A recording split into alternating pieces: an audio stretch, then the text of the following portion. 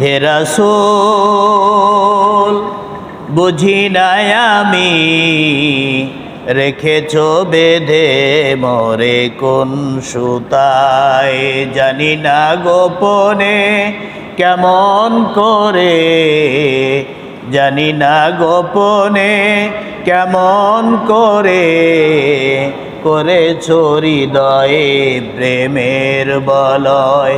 হে রাসূল বুঝি নাই আমি রেখেছ বেঁধে মোরে কোন সুতায়। আল্লাহুম্মা সাল্লি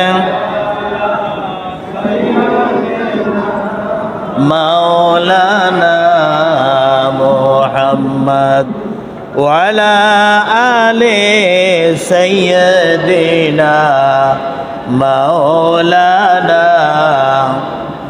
তুমি প্রিয়তম আমেনার নন্দন, কুল মাখলুকের প্রাণের স্পন্দন, তুমি বিনে সবই অন্ধকার।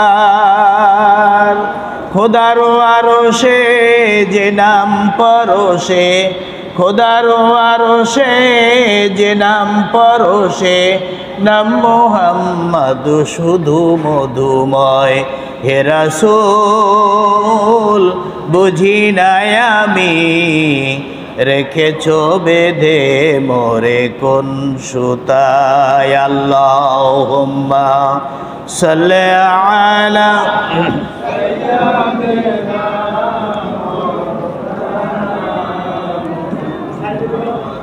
ওয়া আলা আলি সাইয়্যিদিনা। তোমারি নামে আনন্দে দুলি, তোমার নামে দুনিয়া ভুলি, তোমার নামে দুনিয়া, তোমার নামে আনন্দে দুলি, তোমার নামে দুনিয়া ভুলি। কি জাদু রাখা ওই নামেতে, থাকিতে দেহে প্রাণ তোমারি সম্মান, থাকিতে দেহে প্রাণ তোমারি সম্মান। দেব না লুটাতে ধুলায়। হে রাসূল বুঝি নাই আমি রেখেছ বেঁধে মোরে কোন সুতায়। আলহামদুলিল্লাহ, আলহামদুলিল্লাহি কাফা ওয়া সালামুন আলা ইবাদিহিল্লাযিনা ইসতাফা। সেই মহান রব্বুল আলামিনের দরবারে শুকরিয়া আদায় করছি যে আল্লাহ তাআলা আমাদেরকে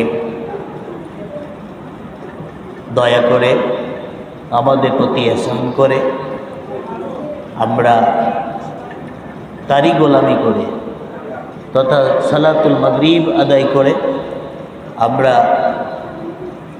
বিশ্বনবী জনাবি মুহাম্মদুর রাসূলুল্লাহ সাল্লাল্লাহু, সবাই বলি সাল্লাল্লাহু আলাইহি সাল্লামের সিরাত মাহফিলে বসার মতো যে আল্লাহ তাআলা আমাদেরকে তৌফিক দিয়েছেন, সে আল্লাহর শুকরিয়ার্থে আমরা সবাই বলি আলহামদুলিল্লাহ। জোরে সবাই বলি আলহামদুলিল্লাহ। সমস্ত দরুদ ও সালাম পথহারা পথের দিশারি, নির্যাতিত নিপীড়িত মানুষের আপনজন আমাদের শ্রেষ্ঠ নবী, আখেরি নবী, সেই নবীর উপর দরুদ ও সালাম সবাই বলি সাল্লাল্লাহু আলাইহি ওয়াসাল্লাম। সম্মানিত হাজিরিন, আজকে সিরাত মাহফিল, সিরাত আর ঈদে মিলাদুন নবী এর মধ্যে কিছু পার্থক্য আছে। ঈদে মিলাদুন নবী হচ্ছে নবীর জন্ম মৃত্যুকে কেন্দ্র করে যে অনুষ্ঠান হয়, সেই ঈদে মিলাদুন নবী সে আনন্দের হচ্ছে আলোচনা, নবীর জন্ম মৃত্যু বার্ষিকী আলোচনা হয়, ঈদে মিলাদুন নবী নাম দেওয়া হয়। আর সিরাত মাহফিল হচ্ছে রসুলের সকল কর্মকাণ্ড, রসুলের জীবনীতে কি হয়েছে না হয়েছে, তিনি কি করেছেন করেন নাই, এই সব বিষয় নিয়ে তার পুরা জীবনটাই তো আসলেই মূলত কোরআনের অংশ। সুতরাং সে আল্লাহ রাব্বুল আলামিন আমাদেরকে সেই রসুলের সিরাত মাহফিলে বসার মতো তৌফিক দান করেছেন। কথা ঠিক কিনা? আমরা সবই আলোচনা করব। আল্লাহ রসুলের জন্ম থেকে শুরু করে শেষ পর্যন্ত আলোচনা করা তো 2-4-10 রাতও হবে না। সংক্ষিপ্ত জিস্ট যেগুলো সামারি, সেগুলো আলোচনা করবে ইনশাআল্লাহ। আমরা জানি বিশ্বনবী মুহাম্মদুর রাসূলুল্লাহি সাল্লাল্লাহু আলাইহি সাল্লাম 570 খ্রিস্টাব্দে জন্মগ্রহণ করেন, তাই তো? 570 খ্রিস্টাব্দে জন্মগ্রহণ করেন এমন এক সময় যেটা ছিল রাতও না দিনও না, শবে সাদেক, দিনেরও কিছু অংশ রাতেরও কিছু অংশ। সেই শবে সাদেকের সময় বিশ্বনবী এই ধরাতে আসলেন মা আমেনার ওদরে। মা আমেনার পেট থেকে আসলেন যে বিশ্বনবী জনাবে মুহাম্মদুর রাসূলুল্লাহি, সবাই বলি সাল্লাল্লাহু আলাইহি সাল্লাম, জন্মগ্রহণ করার পরেই মা আমেনা বলেন, অন্যান্য শিশুদের মতো আমার শিশু মুহাম্মাদের সেরকম না। অন্যান্য শিশু জন্মগ্রহণ করার পরে অনেক রকম রক্ত ক্লেশ অনেক কিছু আসে, পায়খানা করে শিশুরা, কিন্তু আমার শিশু জন্মের পরে এই রকম কোনো কিছু দেখা যায়নি। সবাই বলি সুবহানাল্লাহ, দেখা যায় নাই। অন্যান্য সময় দেখা গেছে যে বিশ্বনবী জন্মগ্রহণের পূর্বে দেখা গেছে আরবে অনাবৃষ্টি, আরবে বৃষ্টি নাই, হাহাকার। আর আমার শিশু মুহাম্মদ যখন জন্মগ্রহণ করেছে, জন্মগ্রহণ করার পরেই চরমভাবে বৃষ্টি হয়েছে। আল্লাহু আকবার, বৃষ্টি হয়েছে। যেহেতু আল্লাহ বলছেন ওয়ামা আরসালনাকা ইল্লা রাহমাতাল লিল আলামিন, হে নবী আমি তোমাকে পৃথিবীতে রহমত স্বরূপ পাঠিয়েছি। রহমত স্বরূপ, কষ্ট দেওয়ার জন্য নাই, রহমত স্বরূপ পৃথিবীর কুল মাকলুকাতের জন্য রহমত স্বরূপ আল্লাহ তাআলা পাঠিয়েছেন বিশ্বনবীকে। যার কারণে বিশ্বনবী পৃথিবীতে আসার পরে এমন কোনো নজির নাই যে তিনি কাউকে কষ্ট দিয়েছেন। কষ্ট দিয়েছেন নাকি? কষ্ট দেন নাই। কাউকে হেয় প্রতিপন্ন করেছেন, তাও করেন নাই। কাকে মার্ডার করার ষড়যন্ত্র করেছেন, তাও করেন নাই। কাউকে হত্যা করার জন্য বা কোনো যুদ্ধ ময়দানে যারা গৃহবন্দী হয়ে আসছে তাদেরকেও হত্যা করে নাই। এমনিভাবে বিশ্বনবী আপ টু বটম, প্রথম থেকে শেষ পর্যন্ত তিনি জন্মলগ্ন থেকে শুরু করে একেবারেই ইন্তেকাল পর্যন্ত তার দ্বারা কোনো মানুষের কোনো জীবের ক্ষতি হয়নি, বরং তিনি যতদিন পৃথিবীতে বেঁচে ছিলেন ততদিন সবাই শান্তিতে বাস করেছে। ঠিক কিনা? বিশ্বনবী মুহাম্মদুর রাসূলুল্লাহ সাল্লাল্লাহু আলাইহি ওয়াসাল্লাম যখন জন্মগ্রহণ করলেন, জন্মগ্রহণ করার পরে সেই কাফিরদের, মুশরিকদের আগুন, যারা আগুন পূজা করত, সেই আগুন অগ্নি দাউ দাউ করে জ্বলতো আর ওরা পূজা করত। বিশ্বনবী জন্মের পরে সেই আগুনগুলো অটোমেটিক নিভে পানি হয়েছে। সুবহানাল্লাহ, পানি হয়ে গেছে। কারণ বিশ্বনবী আগুন জ্বালাতে আসেন নাই পৃথিবীতে, বিশ্বনবী শান্তির দূত হিসাবে পৃথিবীতে এসেছেন, তার আগমন ঘটেছে। সুতরাং তার জন্মের পরেই সকল জায়গায় শান্তি আর শান্তি, শান্তির অনাবিল সয়লাভ বয়ে গেছে। তৎকালীন সময়ে সিস্টেম ছিল, সেখানে নিয়ম ছিল, আরবের বুকে শিশু জন্মগ্রহণ করলে ধাত্রী মায়ের হাতে দেওয়া লাগে লালন পালনের জন্যে। অনুরূপভাবে শিশু মুহাম্মদকে নিয়ে গেছেন মক্কা নগরীতে ওই ধাত্রী মায়ের কাছে দেওয়ার জন্যে। আমরা জানি শিশু নবী জন্মের 6 মাস আগেই তার পিতা ইন্তেকাল করেন। কথা ঠিক কিনা? তার পিতা ইন্তেকাল করেন, আর তিনি এতিম শিশুকে যখন মক্কা নগরীতে দাত্রী মায়ের কাছে পোষার জন্যে যখন দেওয়া হলো, লালন পালনের জন্যে যখন নিয়ে যাওয়া হলো, নিয়ে যাওয়ার সময় মতো নিয়ে গেছেন, কিন্তু জনগণ যারা ধাত্রী ছিল, ধাত্রী মা ছিল, তারা শিশুদের কিন্তু বায়োডাটা নিত। এই শিশুর বাপের নাম কি, মায়ের নাম কি, এই শিশুর বংশ কেমন, এই শিশুর অবস্থাশালী কেমন, অর্থ সম্পদের কথা বিশেষ করে আগে জিজ্ঞাসা করত, যে ধনীর সন্তান যদি হয় তাহলে আমরা পারিশ্রমিক বেশি পাবো। কথা ঠিক কিনা? টাকা যেখানে বাঙালিও সেখানে, লোভ যেখানে বাঙালিও সেখানে। কথা ঠিক কিনা?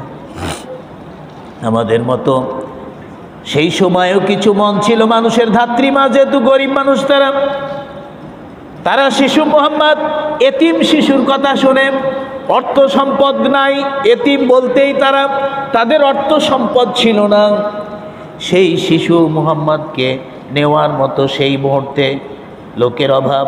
কিন্তু পরে এসেছিলেন যে মানুষটি, তিনি ছিলেন আর কেউ নয়, তার ধাত্রী হালিমাতুস সাউদিয়া। তায়েব নগরীতে তার বাড়ি। তায়েব নগরী থেকে যখন মক্কা নগরীতে বাজারে যখন আসে, এই বাজারে আসার সময় তার বাহন ছিল, তার ঘোড়া ছিল বা তার গাধা ছিল, দুর্বল গাধা ছিল। গাধা জোরে জোরে আসতে পারেনি, যার কারণে দেরি হয়ে গেছে, যার কারণে তার মক্কা নগরী পৌঁছাতে দেরি হয়েছে। এর মধ্যে ধনী মানুষের শিশুদের অন্যান্য ধাত্রীমা নিয়ে চলে গেছেন, শুধু বাসে শিশু মোহাম্মদ, আর বাসে শুধুমাত্র ধাত্রী হালিমাতুস সাউদিয়া। গরিব মানুষ, দুর্বল মানুষ, তার বাহনটা দুর্বল, তার যে গাধাটা একেবারেই কাহিল, কারণ খাবার ঠিক মতো দিতে পারে না। আসার পরে দেখছে শুধুমাত্র মোহাম্মদ ইবনে আব্দুল্লাহ শিশু সন্তান আছে। এখন ওই ইংরেজিতে কথা বলে, something is better then nothing, নাই মারছে কানামা ভালো। হালিমাতুস সাউদিয়া বলছে, ঠিক আছে, আমার যখন নেওয়ার মতো কোনো শিশু নাই, আমি এই শিশুকেই নিব, আল্লাহ যা করে নিয়ে যাব। কিতাবে এসেছে, শিশু মুহাম্মদকে যখন গাধার পিঠে চড়াইছে, চড়ানোর পরে ওই গাধাটি এত শক্তি পেয়েছে, অন্যান্য ধাত্রীমায়েরা যত দূর চলে গেছে তাদের ছেড়ে, তাদের ওভারটেক করে মা হালিমাতুস সাউদিয়া শিশু মুহাম্মদকে নিয়ে চলে গেছে। সবাই বলি আল্লাহু আকবার। যেহেতু শিশু মুহাম্মদ যে বাহনে উঠেছে এমন একজন শিশু, যে শিশু সারা পৃথিবীর কুল মাকলুকাতের রহমাতাল লিল আলামিন হিসাবে এসেছেন, সুতরাং তিনি যে বাহনেই উঠেছেন সেই বাহনই অটোমেটিক শক্তিশালী হয়ে গেছে। হালিমাতুস সাউদি চিন্তা করে, হায়, এরা আমার চেয়ে কত আগে রওনা দিয়েছে মক্কা নগরী থেকে, এখনো আমার পিছনে পড়ে গেল, আমি যাওয়ার সময় ওদের সাথ ধরতে পারিনি, আর আসার সময় এই গাধা এত শক্তিশালী হয়েছে যে শক্তিশালী হওয়ার কারণে আমি অন্যান্য ধাত্রী মায়ের আগে আমি পৌঁছে যাচ্ছি। আল্লাহ রাব্বুল আলামিন তার বরকতে, নবী শিশু মুহাম্মদের বরকতে ওই তার গাধার শক্তি ফিরিয়ে পেয়েছে। যেহেতু শিশু মুহাম্মদ কাউকে কষ্ট দেওয়ার জন্য আসে নাই, বিপদে মানুষ যখন পড়েছে আল্লাহর নবী তাদের যতটুকু পেরেছেন সহযোগিতা করেছেন। এমনিভাবে মা হালিমাতুস সাউদিয়া যখন শিশু মুহাম্মদকে তায়েফে নিয়ে চলে গেছে, বাড়িতে নিয়ে চলে গেছেন, বাড়িতে যাওয়ার সঙ্গে সঙ্গে তার কিছু ছাগল ছিল, দুধ হতো ছাগলের।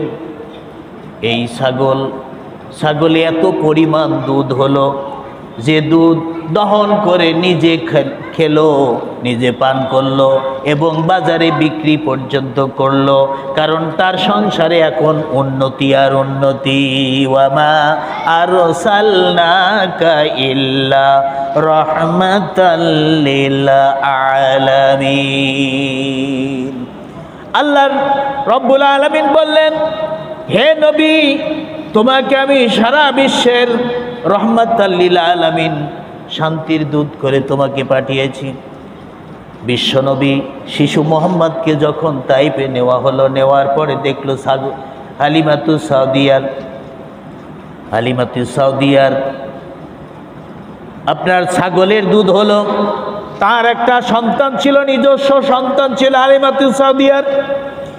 এই শিশু সন্তানের জন্যে দুধ পান করার মতো দুধের খুব অভাব ছিল। নিজের স্তনে দুধ সেই রকম হয় নাই, আবার ছাগল দহন করেও দুধ তেমন হয় নাই। আর শিশু মোহাম্মদকে নেওয়ার পরে যখন তাইপে চলে গেল, বাড়িতে গেল, হালিমাতু সাউদিয়া বলেন, আমার বুকে এত পরিমাণ দুধ আসলো, আমার বুকের স্তনের দুধ শিশু মোহাম্মদ এবং আমার নিজস্ব সন্তান খেয়ে ফুরাতে পারল না। সুবহানাল্লাহ বলবেন। হালিমাতু সাউদি বলেন, শিশু মোহাম্মদকে যখন আমি আমার এক স্তনে দুধ পান করার জন্য যখন মুখ লাগাই দিই, শিশু মোহাম্মদ ওই স্তনের দুধ পান করে, আবার অন্য স্তনে যখন মুখ লাগাই দিই তখন কিন্তু অন্য স্তনে দুধ পান করে না। আমি বারবার চেষ্টা করেছি, কিছুই পান করে না। কারণ আল্লাহর নবীকে দুনিয়ার বুকে রহমত স্বরূপ পাঠাইছেন, দয়ার সাগর করে পাঠিয়েছেন। শুধু তাই নাই, তার নাম কিন্তু কাসেম। কাসেম তার নাম, বন্টনকারী, সুষম বন্টনকারী বিশ্বনবী মুহাম্মদুর রাসূলুল্লাহ সাল্লাল্লাহু আলাইহি ওয়াসাল্লাম। অন্য স্তনে দুধ পান করেন না। শিশু মোহাম্মদ তিনি বুঝেছেন যে আমার একটা দুধ ভাই আছেন, এই দুধ ভাইয়ের জন্য এক স্তন রেখে দেওয়ার দরকার। যার কারণে ওই দ্বিতীয় স্তন তার দুধমা হালিমাতু সাউদিয়ার সন্তান দুধ ভাইয়ের জন্য রেখে দিতেন, কশ্চিনকালে পান করতেন না। ভাইয়ের আমার, শুধু তাই নয়, তাইফের আল্লাহর নবী যাওয়ার আগেই গাছপাতা যা ছিল সব একেবারেই পুরা ভাব মরে যাচ্ছিল। অনাবৃষ্টি ছিল, বৃষ্টি হয় নাই দীর্ঘদিন। শিশু মোহাম্মদকে যখন তাইপে নেওয়া হলো, নেওয়ার পরে হালিমাতু সাউদিয়া বলেন, এত পরিমাণ বৃষ্টি হয়েছে, বৃষ্টি আসার সঙ্গে সঙ্গেই গাছপালার তরুলতা যত ছিল সবগুলো তারা সবুজ তরুতাজায় পরিণত হয়ে গেল। আল্লাহু আকবার। এইরকম ভাবে বিশ্বনবীর নমুনা আমরা দেখতে পারলাম। তিনি যে রহমাতাল লিল আলামিন ছিলেন। ভাইরা আমার, বন্ধুরা আমার, হযরত আনাস রাদিয়াল্লাহু তাআলা আনহু বলেন, বিশ্বনবীর সঙ্গে আমি 10 বছর অবস্থান করেছি। এই 10 বছর অবস্থানের মধ্যে বিশ্বনবীকে আমি দেখলাম না কোনো মানুষের প্রতি রাগ করলেন, সাহাবীদের প্রতি রাগ করলেন। যার কারণে বিশ্বনবী মুহাম্মদুর রাসূলুল্লাহ সাল্লাল্লাহু আলাইহি সাল্লামকে একজন প্রশ্ন করেছিল, মাতা সাআত, কিয়ামত কবে হবে? আল্লাহর নবী স্বাভাবিকভাবে একটু চোখ রাগ হয়ে গেল। অন্য প্রশ্ন নাই, কিয়ামতের প্রশ্ন করে। দেখেন কিছু মানুষ আসে নামাজ রোজা পালন করে না, এ প্রশ্ন সে প্রশ্ন করে না, এরকম মানে মোল্লা মৌলবীকে ঠকানোর জন্যে বিভিন্ন ধরনের প্রশ্ন করে। কিন্তু সে ব্যক্তি সরল সহজ মনেই জিজ্ঞাসা করেছে, ইয়া রাসূলুল্লাহ, হাবিব আল্লাহ, মাতা সাআত, কিয়ামত কবে হবে? আল্লাহর নবী তেমন কিছু বললেন না, শুধু বললেন যে তুমি কিয়ামতের কথা জিজ্ঞেস করছো, মা তাআদ্দাল্লাহু, তুমি কিয়ামতের জন্য কি প্রস্তুতি নিয়েছো? আল্লাহ রসুলের চেহারা লাল হয়ে গেল। তার প্রশ্ন করার কারণে তিনি ভাবলেন এত প্রশ্ন আছে, নামাজের প্রশ্ন করল না, অন্য যাকাতের প্রশ্ন করল না, দ্বীনি দাওয়াত প্রসঙ্গে কোনো প্রশ্ন করলেন না, এই প্রশ্ন করলো কিয়ামত কবে হবে। এই প্রশ্ন করাতেই রসুল সাল্লাল্লাহু আলাইহি সাল্লাম একটু রেগে গেলেন, অসন্তুষ্ট হলেন, কিন্তু তাকে কোনো খারাপ কথা বললেন না, শুধু বললেন মা তাআদ্দাল্লাহু, তুমি তার জন্য কি প্রস্তুতি নিয়েছো? কিয়ামতের কথা জিজ্ঞাসা করতেছো, কিয়ামতের জন্য কি প্রস্তুতি নিয়েছো? লোকটি ভয়ে জড়সড় হয়ে গেছে যে রসুল আমার প্রতি যেন রাগ হয়ে গেছে, অসন্তুষ্ট হয়েছে প্রশ্ন করার কারণে। রসুল বললেন তুমি প্রশ্ন করলে, এই প্রশ্ন না করে অন্যরকম প্রশ্ন করতে পারতেন। লোকটি ভয়ে জড়সড় হয়ে বললেন, ইয়া রাসূলুল্লাহ, হাবিব আল্লাহ, আমি কোনো কিয়ামতের জন্য কোনো প্রস্তুতি নিতে পারিনি, শুধু প্রস্তুতি নিয়েছি এটাই, উহিব্বুল্লাহ ওয়া রাসূলাহু, আমি আল্লাহ এবং আল্লাহ রাসূলকে ভালোবাসি। চিৎকার দি বলি সুবহানাল্লাহ। ভাইরা আমার, লোকটি বলল ভয়ে জড়সড় হয়ে কাকুতি মিন্নতি ভরে খুব আদবের সাথে বললেন যে আমি আল্লাহ এবং আল্লাহ রাসূলকে ভালোবাসি। আল্লাহ রাসূল বললেন তুমি যদি আল্লাহ এবং আল্লাহ রাসূলকেই ভালোবেসে থাকো, তাহলে কিন্তু কিয়ামতের দিন মান মাহাব্বাবতা, তুমি যাদেরকে যাদেরকে ভালোবাসো, কিয়ামতের দিন তাদের পাশেই তুমি অবস্থান করবে। সুবহানাল্লাহ। কিয়ামতের দিন আল্লাহ আল্লাহ রসুলের পাশে অবস্থান করা মানে কি ভালো না খারাপ? জোরে বলি কি ভালো। আল্লাহ আল্লাহ রসুলের সাথে যদি থাকতে পারে তাহলে তাদের কোনো চিন্তা নাই, জান্নাতি, নিঃসন্দেহ জান্নাতি।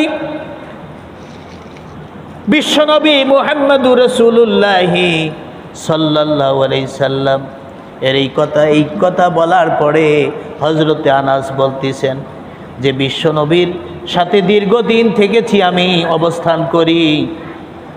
বিশ্বনবী আমাদের সামনে, সাহাবীদের সামনে কত হাদিস বয়ান করেন, যত হাদিসে বিশ্বনবীর যত হাদিস বয়ান করেছেন, সাহাবীরা যত খুশি হয়েছেন তার চাইতে বেশি খুশি হয়েছেন আল্লাহর নবীর এই কথা বলাতে। আল্লাহর নবী বললেন তুমি যাকে ভালোবাসো তাদের সাথে কিয়ামতের দিন অবস্থান করবে। সাহাবীরা হেসে কোটি কোটি, সাহাবীরা খুব খুশি যে দারুণ কথা, আমরা তো আল্লাহ আল্লাহ রসুলকেই ভালোবাসি, তাছাড়া আর কাউকে ভালোবাসি? আমরা ভালোবাসি, কেউ নেতাকে ভালোবাসি, কেউ স্ত্রীকে ভালোবাসি, কেউ বাপকে ভালোবাসি। স্ত্রীকে ভালোবাসতে হবে, বাপকে ভালোবাসতে হবে, মাকে ভালোবাসতে হবে, কিন্তু আল্লাহকে বাদ দিয়ে আল্লাহ রসুলকেই আল্লাহ রসুলকে বাদ দিয়ে শুধু এইগুলো ভালোবাসলে হবে না। কথা ঠিক কিনা? এই যে চলে গেল যে সরকারের পিরিয়ড, হায় হায়, কত হুজুরা পর্যন্ত ওদের পায়ে তেল মালিশ করেছে, ভালোবাসছে। কথা ঠিক কিনা? হ্যাঁ, কি শোনেন না আপনারা? জানেন না বিশ্বনবী মুহাম্মদুর রাসূলুল্লাহ সাল্লাল্লাহু আলাইহি সাল্লামের ওই যিনি প্রশ্ন করলেন তিনি তো অন্য কিছু জিজ্ঞাসা করতে পারতেন, করলেন না। সাহাবীরা অন্য কিছুতে খুশি হতে পারতেন, তা করেন নাই। সাহাবীরা নিজেরা জানেন যে আমরা আল্লাহ আল্লাহ রসুলকেই ভালোবাসি,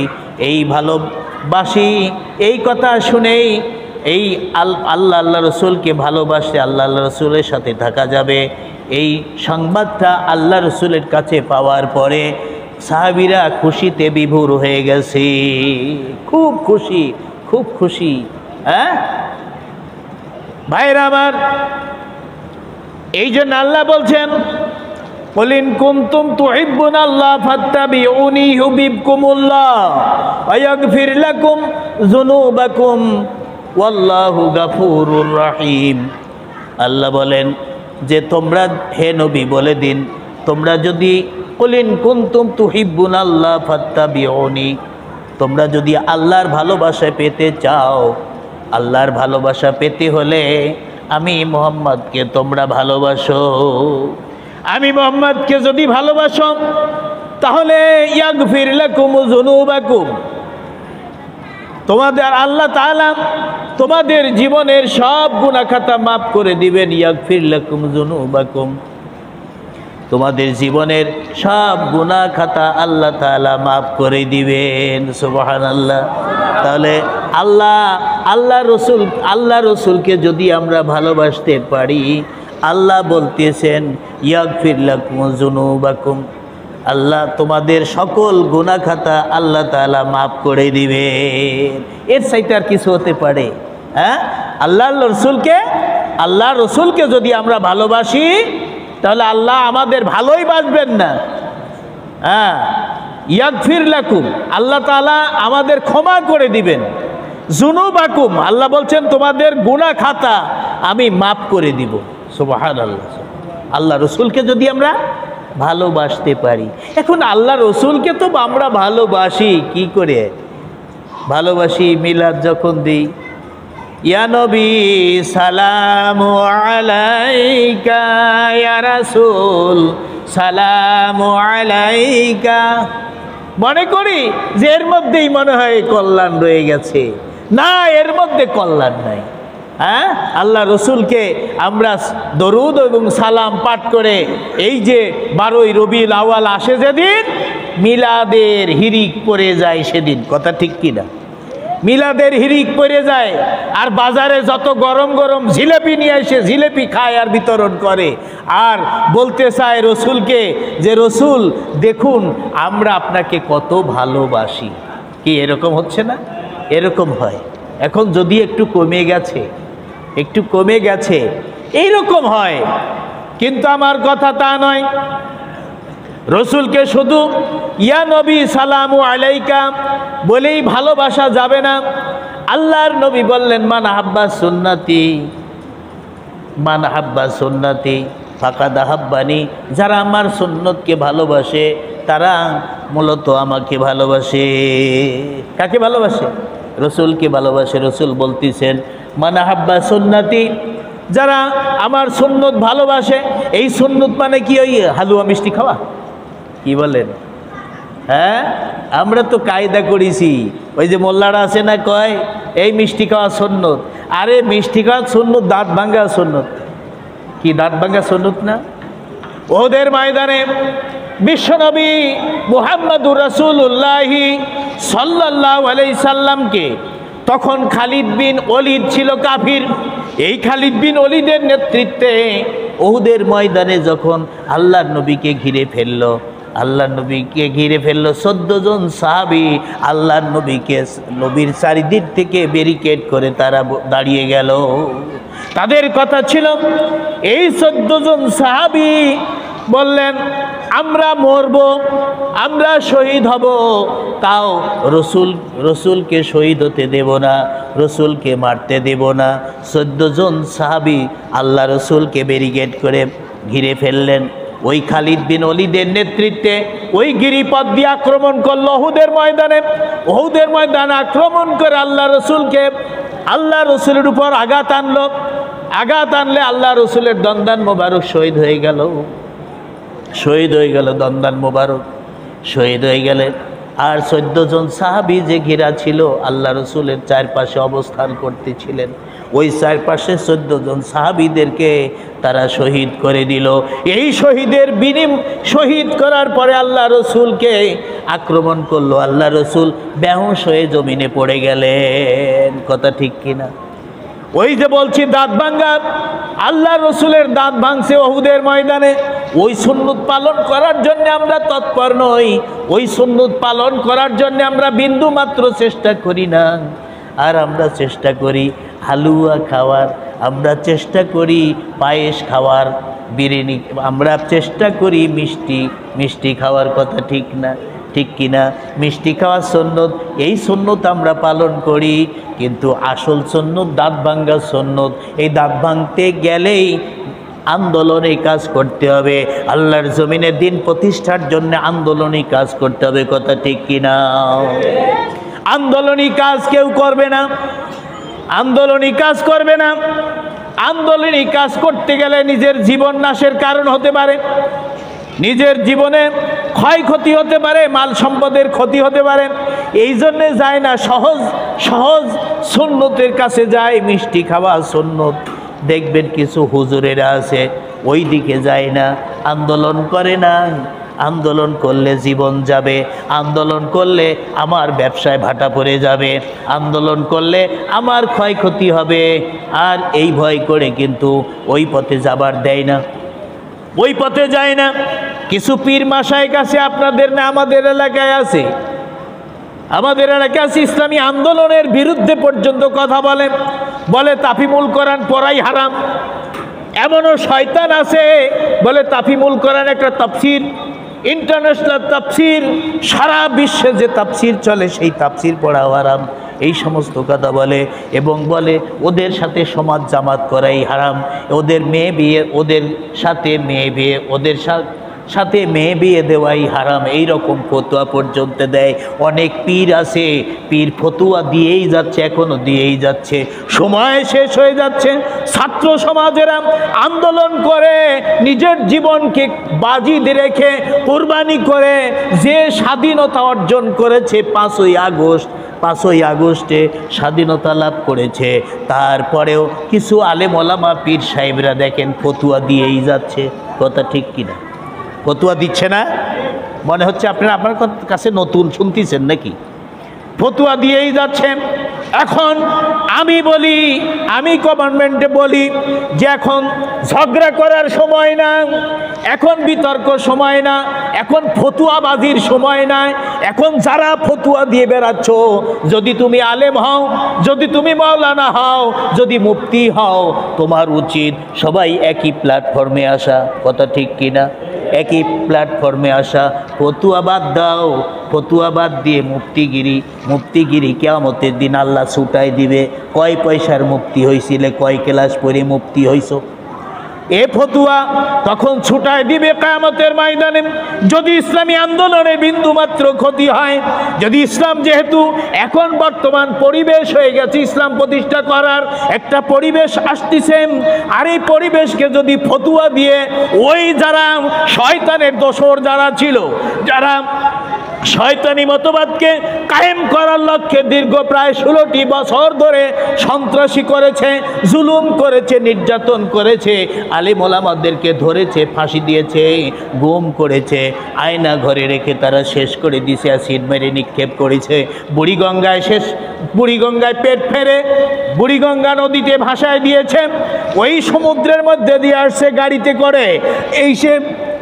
এই যে প্রায় 16 বছরের এই সন্ত্রাসী। আবার কিছু মানুষ আছে এইগুলো বিভিন্ন ফতুয়া দিয়ে জাগাতে চায়। আমি বলি জাগাও, খবরদার আলেম মুফতি নাম দিও না, নাম বাদ রেখে ওই দোসর, ওদের দোসর নাম দিয়ে তোমরা কাজ করো, তোমরা বিরোধিতা করো, তোমরা ফতুয়াজ করো। এই ফতুয়া দিলে কিন্তু আল্লাহর দরবারে লালতের মধ্যে অন্তর্ভুক্ত হয়ে যাবে। লা ইলাহা লা ইলাহা লা। আশপাশে চা আছে? লা ইলাহা সুবহানাল্লাহ আলহামদুলিল্লাহ লা ইলাহা সুবহানাল্লাহ আলহামদুলিল্লাহ লা ইলাহা ইল্লাল্লাহু মুহাম্মাদুর রাসূলুল্লাহ সাল্লাল্লাহু আলাইহি সাল্লাম। আপনারা বেজার হচ্ছেন না তো? ইট মারলে পাটকেল খাতে হয়, কথা বলে না? তোরা ইট মারিছে 16 বছর ধরে, আমরা পাটকেল মারবো না? হ্যাঁ, যদিও আমিরে জামাত বলছেন আমরা প্রতিশোধমূলক কিচ্ছু করব না, যেটা যেটা আদালতে বিচারাধীন হওয়া সম্ভব সেটাই বিচার হবে। কিন্তু সাধারণত এই টুকিটাকি খুঁটিনাটি যে তারা অন্যায় করেছে আমরা মাফ করব, আমরা মাফ করে দিলাম, এই কথা আমিরে জামাত কিন্তু বলছে। এই জন্যে তার কথাবার্তা, তার পুরো অ্যাটিটিউড যেটা আমরা মনে করি জিকির করতে পারলেই মনে হয় সে একজন আল্লাহওয়ালা। হ্যাঁ, আছে না কিছু মুজ বিরাট করে রাখে, বিরাট করে মুজ রাখে, দাড়িও রাখে, মুখের গহ্বর ঠিকই পাওয়া যায় না। আমার মধ্যে কেউ কেউ কয় আল্লাহওয়ালা, শর্ট পরে থাকে, ল্যাংটা সময়তে বাড়াই যায়, কয় যে এর মধ্যে বস্তু আছে, আছে না, বলে না, কয় এর মধ্যে বস্তু আছে, বস্তু যা তা দেখাই যায়। শর্ট পরে থাকে, শালুক পরে থাকে, হ্যাঁ, সিমটি নিয়ে ঘুরে, আবার বিভিন্ন ফতুয়াবাজ করে, কত ভান্ডারি, মাইজ ভান্ডারি, কত রকম ভান্ডারি টান্ডারি, মদের মৈদেল গাঁজা ইত্যাদি ইত্যাদি খায়। আর মানুষ কিছু পাগল আছে, ও কয় যে ওর মধ্যে বস্তু আছে। এই শয়তানদেরকে বলা হয়, ভাইরা আমার, এই শয়তানেরা কিন্তু ওই ডক্টর ইবলিস। এই শয়তান যারা ছিল ক্ষমতায়, ওদের সাথে সবের এক হওয়ার কারণে এক হয়ে আজকে ইসলামী আন্দোলনের বিরোধিতা করার একটা কঠিন ষড়যন্ত্র করতেছে এরা। আমরা সেই ষড়যন্ত্র করতে দিব না, তার কারণ আমরা বিশ্বনবী জনাবে মুহাম্মদুর রাসূলুল্লাহি সাল্লাল্লাহু আলাইহি সাল্লামের উম্মত, ঠিক কিনা? আমরা ওদের সাথে আমরা কোঅপারেশন করব না, ওদের সাথে ওদেরকে আমরা ভালোবাসবো না, ওদের সাথে ওদেরকে বন্ধুরূপে গ্রহণ না করে, বরং ওরা যদি হেদায়েত হয়, ওরা যদি সঠিক পথে আসে, আমরা তাদেরকে গ্রহণ করব। কিন্তু ওই জন্যে নয় ওরা আসবে, এসে কুন্দল করবে, দ্বিধা বিভক্তি সৃষ্টি করবে, এটা কিন্তু আমরা করতে দেব। আল্লাহ রাব্বুল আলামিন বলেন, মুহাম্মাদুর রাসূলুল্লাহি ওয়াল্লাযীনা মাহু আশিদ্দাউ আলাল কুফার রুহামাউ বাইনাহুম তারাউহুম রুক্কান সুজ্জাদান ইয়াবতাগুনা ফাদলা মিনাল্লাহি ওয়া রিদওয়ানা সীমাউহুম বুজুহুম মিন আসারিস সুজুদ। সবাই বলি আল্লাহু আকবার। রব্বুল আলামিন বলেন, মুহাম্মদ সাল্লাল্লাহু আলাইহি সাল্লাম এবং তার সাথীবর্গ কাফিরদের উপর, নাস্তিকদের উপর, মুশরিকদের উপর কঠিন। তারা কোনোদিন এক হয় না, তারা তাদেরকে বন্ধুরূপে গ্রহণ করতে পারে না। আল্লাহ পরিষ্কার করে বলছেন যে লা ইয়াত্তাখিযুল মুমিনিনা আউলিয়া মিন দুনিল মুমিনিন কাফিরিনা মিন দুনিল মুমিনিন। মুমিনেরা কোনোদিন কাফিরদেরকে মুমিন বাদ দিয়ে বন্ধুরূপে গ্রহণ করতে পারে না। ভাইরা আমার, বন্ধুরা আমার, যারা আল্লাহর দ্বীন মানে না তারাই তো কাফের, কথা ঠিক কিনা? তারাই কাফির, তারা কোরআন মানে না। কোরআন 6666 আয়াত যদি মতান্তর আছে, তারপরে কিন্তু এর মধ্যে থেকে যদি একটি আয়াত যদি অস্বীকার করে মুসলমান থাকতে পারে? বলে থাকতে পারে? থাকতে পারে না। আল্লাহ যেখানে বলছেন মাল্লাম ইয়াকুম বিমান জালাল্লাহু ফাউলাইকুমুল কাফিরুন ফাউলাইকুমুল জালিমুন ফাউলাইকুমুল ফাসিকুন, যারা আল্লাহর বিধান দিয়ে ফয়সালা করে না তারা কাফির, তারা জালিম, তারা ফাসিক। তাহলে চিন্তা করেন যে মুসলমানেরা কিন্তু আল্লাহর বিধান দিয়ে ফয়সালা তো করা দূরের কথা, পয়সা মানেই না, কথা ঠিক কিনা? মানেই না যারা, তাদেরকে আমরা মুসলমান বলতে পারি না। হয় তারা অস্বীকার করলে কাফের হবে, না মানলে যদি না করে ফাসিক হবে। আর না মানার কারণে সমাজে নির্যাতন হচ্ছে, সমাজ নির্যাতিত হচ্ছে, মুসলমান নির্যাতিত হচ্ছে। এই কারণে আমরা বলতে পারি তারা জুলুম করতেছে, কারণ কোরআনের সাথে জুলুম করছে, মানুষের সাথে জুলুম করছে, দ্বীনের সাথে জুলুম করতেছে। আর আল্লাহ রাব্বুল আলামিন বলছেন মুহাম্মদ এবং তার সাথীবর্গ হচ্ছে কাফিরদের উপর চড়াও আর পরস্পর হচ্ছে দয়াশীল। তাহলে মুহাম্মদ সাল্লাল্লাহু আলাইহি সাল্লাম আমাদের নবী, আমরাই তো তার উম্মত। আমরা তার উম্মত হিসাবে আমাদেরকে তার সাথেই থাকতে হবে, আল্লাহ রসুলের সাথেই থাকতে হবে।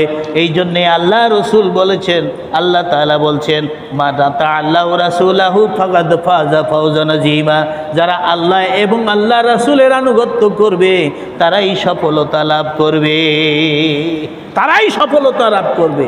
ফাওজান আযীমা, মহান সফলতা লাভ করবে। সবাই বলি সুবহানাল্লাহ। ভাইরা আমার, এইরকম আল্লাহ রসুলকে আমরা নবী হিসাবে স্বীকার করব, আর তার আমরা মানব না, তার আচরণ আমরা দেখব না, এটা তো কোনো কথাই হতে পারে না। তিনি পৃথিবীর বুকে বলছিলাম রহমাতুল লিল আলামিন হিসেবে এসেছেন। তিনি কাউকে কষ্ট দেন নাই, তিনি কারো কষ্ট সহ্য করতে পারেন নাই।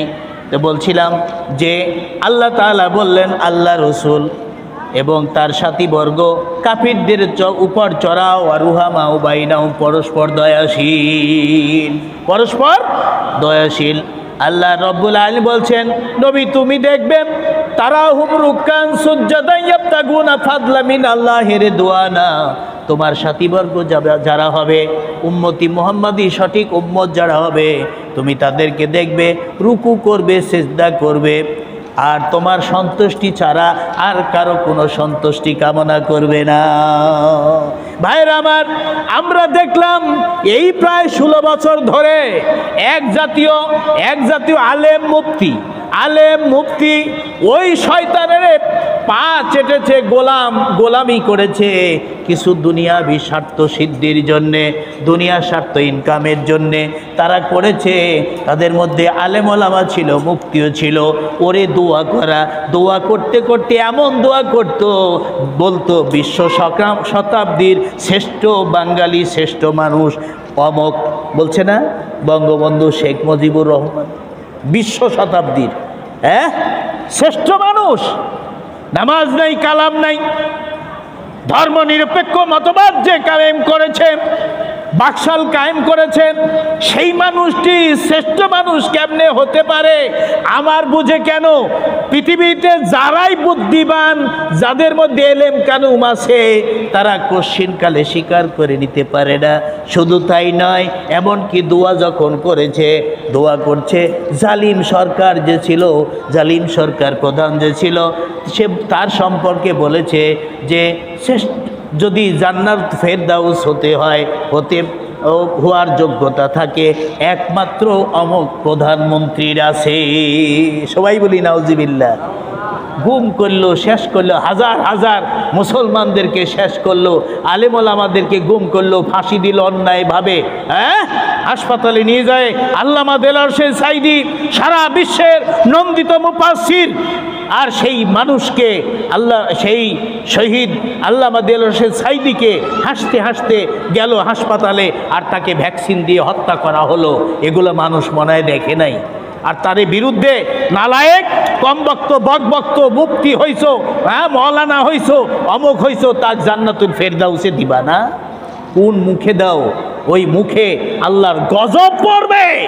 একজন অন্যায়, অবিচার, দুর্নীতিকে যদি জান্নাতুল ফেরদাউসের সার্টিফিকেট তুমি দাও, সার্টিফিকেট তোমার বাবার না, সার্টিফিকেট তোমার মায়ের না, তোমার পদ্মাদার না, সেই সার্টিফিকেট দিতে পারে একমাত্র আল্লাহ বলতে পারেন, এবং বিশ্বনবী কিছু কিছু বলেছেন ইঙ্গিতে, তাছাড়া কেউ দিতে পারে নাই।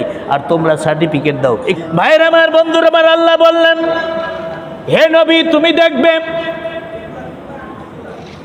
তোমার সাথীবর্গ যারা হবে তারা রুকু করবে, সিজদা করবে, আল্লাহর সন্তুষ্টি ছাড়া আর কারো সন্তুষ্টি কামনা করবে না। কিন্তু আমরা দেখলাম সাধারণ মানুষ তো ছিলই, এবং কিছু আলেম ওলামা, মুফতি মুহাদ্দিস, তারা পর্যন্ত ওই তাদের অন্যায় অবিচার যারা করেছে, ফাঁসিবাদী রাজনীতি যারা করেছে, শাসক যারা ছিল, তাদের পা চাটা গোলামে পরিণত হয়েছিল। পা চেটেছে অর্থের লোভে, দুনিয়াবি সুখ খ্যাতির লোভে, তাদের বাহবা নেওয়ার লোভে কিন্তু এই কাম করেছে। কেউ চাকরির লোভে করেছে। আল্লাহ বললেন, হে নবী তুমি দেখবে তোমার সাথীবর্গ একমাত্র আল্লাহর সন্তুষ্টি কামনা করবে।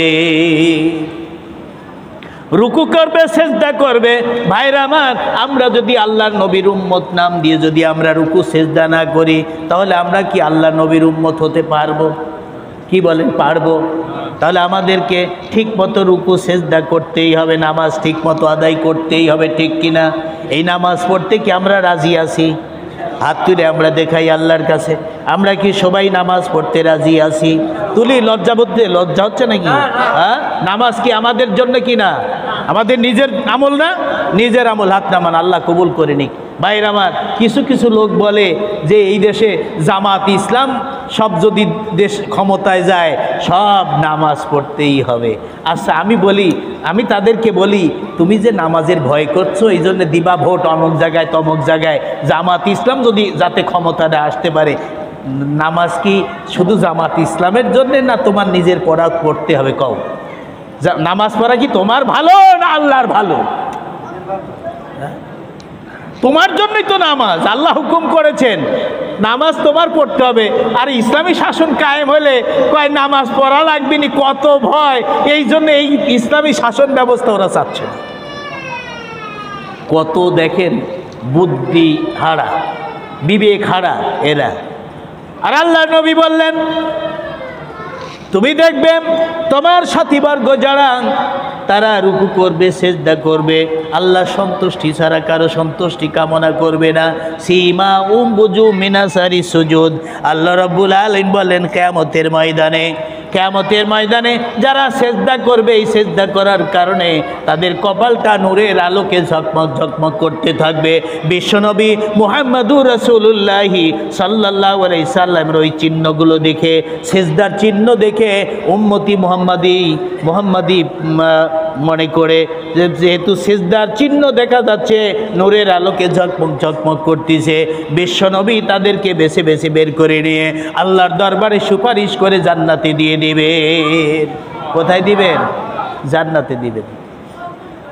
ভাইয়ের আমার, আল্লাহ বললেন বিশ্বনবীর উম্মত যারা হবে, সাথীবর্গ যারা হবে, তারা কাফিরদের সাথে, মুশরিকদের সাথে, নাস্তিক্য মতবাদের সাথে কোনো বন্ধুত্ব করা যাবে না, তাদের সাথে চলা যাবে না। আবার বাংলাদেশে আমরা এমন কত মুসলমান আছি, কোটি কোটি এমনও কত মুসলমান আছি, ইসলাম বাদ দিয়ে এই রাজনীতিকে আমরা ইসলামের মধ্যে রাখতেছি না। ইসলামের রাজনীতি যে আছে এটা না রেখে রাজনীতিটা আলাদা করে দিয়ে আমরা রাজনীতি করব, আমরা বাইরে বাইরে রাজনীতি করব। আর নামাজ পড়া মোল্লা মৌলবীর কাজ। মোল্লারে আবার ক্ষমতায় আসার দরকার কি বলেন? এরাই এই বলে না, কয় মোল্লারে আবার ক্ষমতার আসার দরকার কি? ওরে মুসলমান, বুঝলি না? একামতে দিনের চেষ্টা করা ফরজ, একামতে দিনের চেষ্টা করা ফরজ। বিশ্বনবী মুহাম্মদুর রাসূলুল্লাহ সাল্লাল্লাহু আলাইহি সাল্লাম বসে আছেন, সাহাবীদের নিয়ে কথা বলতেছেন। এমন সময় একজন মুসলমান একজন আল্লাহর নবীর কাছে আসলো, জিজ্ঞাসা করলো, ইয়া রাসূলুল্লাহ, হাবিবাল্লাহ, আমার জন্য কি করণীয়? আমার কোন কাজটা আমার বেশি গুরুত্ব দিয়ে করতে হবে? যারা নামাজ পড়তো না তাদের ক্ষেত্রে আল্লাহ রসুল বললেন, তোমার নামাজ ভালোভাবে মহব্বতের সাথে পড়তে হবে। যে মা বাপের খেদমত করতো না, বিশ্বনবী বললেন তোমার মা বাপের খেদমত করতে হবে ভালো করে। যে মানুষটি জেহাদ করতো না, একামতে দিনের কাজ করতো না, আল্লাহর নবী বললেন তোমাকে একামতে দিনের কাজ করতে হবে, জেহাদ করতে হবে। এমনিভাবে যার মধ্যে যে অভাব ছিল সেই অভাব নিরসনের জন্যে, দূর করার জন্যে বিশ্বনবী সবাইকে সেইভাবে দিক নির্দেশনা দিলেন। আমি তাই বলি, আল্লাহর নবী যদি এখন থাকতেন, বাংলাদেশের শতকরা 95% মুসলমান, প্রায় 95% মুসলমান, সেখানে আল্লাহর কোরআনের আইন চালু হয় না, কোরআন দিয়ে সংসদ চলে না। বিশ্বনবী যদি থাকতেন তা আমার মনে হয় কথাই বলতেন, তোমাদের সবাইকে একামতের দিনের কাজ করা এটাই তোমাদের জন্য ফরজ। কথা ঠিক কিনা? যার মধ্যে যে দুর্বলতা সেটাইকে নিরসন করার জন্যে আল্লাহ হুকুম করেছেন, বিশ্বনবী মুহাম্মদুর রাসূলুল্লাহ সাল্লাল্লাহু আলাইহি সাল্লাম সেইভাবে নির্দেশ করেছেন। আর আমরা এমন কথা বলি, কত যে মুফতি হয়ে গেছে, কয় যে না, ও রাজনীতি মসজিদে করা যাবি না, মসজিদ বানায় যে অপবিত্র। হ্যাঁ, রাজনীতি যেন অপবিত্র, অপবিত্র কথাবার্তা মসজিদে বলা যাবে না। কত পাগল এরা, গাঁজাখোর ছাড়া এই কথা বলতে পারে। কোরআনে রাজনীতি আছে। বিশ্বনবী রাজনীতি করে গেছেন। বিশ্বনবী তিনি দেখাই গেছেন রাষ্ট্রীয় ক্ষমতা কিভাবে চালাতে হয়, রাষ্ট্র কিভাবে চালাতে হয়, এটা বিশ্বনবী দেখিয়ে গেছেন। ভাইরা আমার, বিশ্বনবী মুহাম্মদুর রাসূলুল্লাহ সাল্লাল্লাহু আলাইহি সাল্লাম সম্পর্কে তিনি বলেছেন যে আল্লাহর হযরতে আনাস রাদিয়াল্লাহু তাআলা আনহু থেকে বর্ণিত হাদিস, আল্লাহ নবী বলেন, লা ইউমিনু হাদুকুম হাত্তা কুনা হাব্বা ইলাইহি মে ওয়ালিদিহি ওয়ান নাসি আজমাইন। তোমরা কেউ প্রকৃত মুসলমান মুমিন হতে পারবে না, ততক্ষণ মুমিন হতে পারবে না যতক্ষণ পর্যন্ত আমি দুনিয়ার সব কিছু থেকে, দুনিয়ার তোমার সন্তান সন্ততি, তোমার মাতা পিতা, এমনকি দুনিয়ার সব কিছু থেকে আমি মুহাম্মদকে ভালোবাসতে না পারবে ততক্ষণ তোমরা মুমিন হতে পারবে না। কি সহি হাদিস না এটা? আল্লাহর নবী বললেন, হযরত ওমরকে বললেন, ওমর তুমি কাকে সবচেয়ে ভালোবাসো? হযরত ওমর বললেন, ইয়া রাসূলুল্লাহ, আমার নিজেকে আমি ভালোবাসি। তারপর ভালোবাসো কার? তারপর আপনাকে। আল্লাহর নবী বললেন, তুমি আসলে মুমিন হতে পারো নাই, তুমি মুমিন হতে পারো নাই। কিছু সময় তিনি চিন্তা করলেন, চিন্তা করার পরে তিনি বুঝলেন যে আসলেই সব কিছু থেকে আল্লাহর নবীকে ভালোবাসতে হবে। আল্লাহর নবীর কাছে বলতেছেন, ইয়া রাসূলুল্লাহ, হাবিবাল্লাহ, আমি এখন বুঝেছি পৃথিবীর সব কিছু থেকে আমি ওমর আপনাকে ভালোবাসি। সবাই বলি সুবহানাল্লাহ। আল্লাহ নবী বললেন, এবার মুমিন হইছো, মুমিন হইছো। ভাইরা আমার, তাহলে আমাদেরকে রসুলকে সবচেয়ে আগে ভালোবাসতে পারবে। আল্লাহ এবং আল্লাহ রসুলকে ভালোবাসতেই হবে। আর আমরা যদি আল্লাহ রসুলকে সঠিকভাবে ভালোবাসতে না পারি তাহলে আমরা মুসলমান হতে পারবো না। হাদিস শরীফে এসেছে, মান তামাসসাকা সুন্নাতি ইনদা ফাসাদি উম্মতি ফালাহু আজরাহু মিয়াতি শহীদ। আল্লাহর নবী বললেন যে ফাসাদের যুগে এখন তো ফাসাদি চলতেছে। মান তামাসসাকা সুন্নাতি ইনদা ফাসাদি উম্মতি, আমার উম্মতের মধ্যে ফাসাদ যুগে যখন কি করে, আমার উম্মতের যুগে যখন উম্মতি ফালাউ আজরু মিয়াতি শহীদ, যারা কি করবে, যারা ইসলামী আন্দোলন করবে, আঁকড়ে ধরবে আমার সুন্নতকে, আমার সুন্নতকে আঁকড়ে ধরবে। তার মানে আমি যা কিছু করেছি এই আমার সুন্নতকে যারা আঁকড়ে ধরবে, যে সুন্নতগুলো শেষ হয়ে যাচ্ছে, আজকে বাংলাদেশের মুসলমানেরা আল্লাহর সেই দাঁত ভাগার সুন্নত হারিয়ে দিচ্ছে, বিভিন্ন রকম মুক্তিগিরি করার জন্যে হারিয়ে যাচ্ছে। বিশ্বনবী বলেন, যারা এই সুন্নতকে আঁকড়ে ধরবে, ইনতা ফাসাদি, ফাসাদের সময়, এই যে ফিতনা ফাসাদের সময় আমার সুন্নত যারা আঁকড়ে ধরবে, মেয়াতু শহীদ, 100 শহীদের দরজা তারা লাভ করবে। সুবহানাল্লাহ। 100 শহীদের দরজা, কত শহীদ? 100 শহীদের দরজা লাভ করবে। ভাইয়ের আমার, এই জন্য আল্লাহর নবীকে ভালোবাসতে হবে। আর আল্লাহর নবী ভালোবেসে গেছেন মানুষদেরকে, আমরা কেন ভালোবাসবো না? কেনই বা আমরা ভালোবাসবো না? বিশ্বনবীর রহমত সম্পর্কে আমি কথা বলতেছিলাম, তার দয়া সম্পর্কে কথা বলতেছিলাম। ভাইয়ের আমার, মসজিদে নববীতে বিশ্বনবী সাহাবীদের নিয়ে কথা বলতেছেন। কাদের নিয়ে? জোরে বলেন, কথা বলেন। সাহাবীদের নিয়ে কথা বলতেছেন। এমন সময় ইহুদি আসলো। ইহুদি এসে মসজিদে হয়তো পেশাব চেপে গেছে, পেশাব ফিরে দিল, পেশাব ফিরতেছিল। হযরত ওমর দাঁড়ায় গেছে, সাহাবীরা দাঁড়ায় গেছে, ইয়া রাসূলুল্লাহ, মসজিদের অবমাননা করতেছে, নাপাক করে দিচ্ছে মসজিদ, আপনি হুকুম দিন ওর গর্দান থেকে কল্লা উড়িয়ে দিব। বিশ্বনবী বললেন, না, তাকে কিছু বলো না, তাকে পেশাব করতে দাও। সবাই বলি সুবহানাল্লাহ। তাকে পেশাব করতে দাও। এই জন্য সায়েন্স বিজ্ঞানী বলে যে পেশাব করতে করতে যদি পেশাব ঠেকায় ফেলে, এরকম অভ্যাস যদি কিছুদিন হয়, তার কিডনিতে ইনফেকশন হয়, পেশাবের কারণে ইনফেকশন হতে পারে কিডনিতে। এই জন্যে রসুল বললেন, ওকে পেশাব করতে দাও। ইহুদি পেশাব করল। ইহুদি তো মুসলমানদের বন্ধু না শত্রু? জোরে বলেন। এই শত্রু, এক নম্বরের শত্রু হচ্ছে ইহুদি। এই শত্রুতার কারণে আজকে ফিলিস্তিনি গাজা এলাকায় কি করতেছে, 42,000 মুসলমানদের শিশু সন্তান সহ হত্যা করেছে, শহীদ করে দিয়েছে। এদের কিছুই মনে হচ্ছে না, পাখির মতো গুলি করে করে শেষ করে দিচ্ছে এই ইসরায়েল ইহুদিরা। ভাইরা আমার, এই ইহুদিরা শেষ করে দিচ্ছে। যদি শত্রুই না হতো তাহলে আজকে ফিলিস্তিনে মুসলমানদেরকে এভাবে হত্যা করতো না। কথা ঠিক কিনা? ভাইরা আমার, বন্ধুরা আমার, মসজিদে আল্লাহর নবী নিষেধ করলেন, খবরদার কিছু বলো না, ওকে পেশাব করতে দাও। পেশাব করা হয়ে গেল, আল্লাহর নবী পানি নিয়ে আসলেন। পানি নিয়ে এসে তিনি ওই পেশাবগুলো ধুয়ে বের করে দিলেন, পরিষ্কার করে দিলেন। সবাই বলে আল্লাহু আকবার। পেশাব পরিষ্কার করে দিলেন। আর ওই ইহুদি তাকায় তাকায় দেখতেছে, হায় রে, সাহাবীরা তার সাথীরা আমাকে হত্যা করতে চাইলো, হত্যা করতে দিল না, আর নিজেই তিনি আমার পেশাব ধুয়ে ফেললেন। এইরকম মানুষ তো পৃথিবীতে আর হতে পারে না। কথা ঠিক কিনা?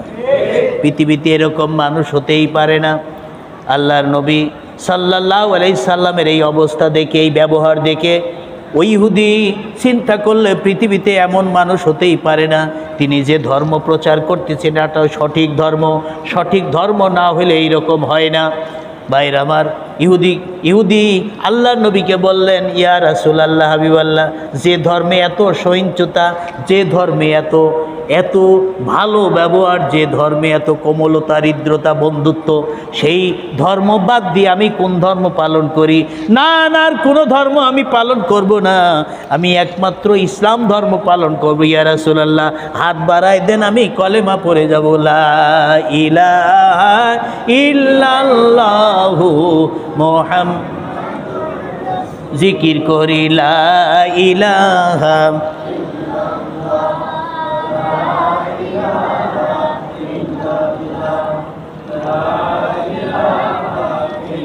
নিলেন না, কিছুই বললেন না, মাফ করে দিলেন।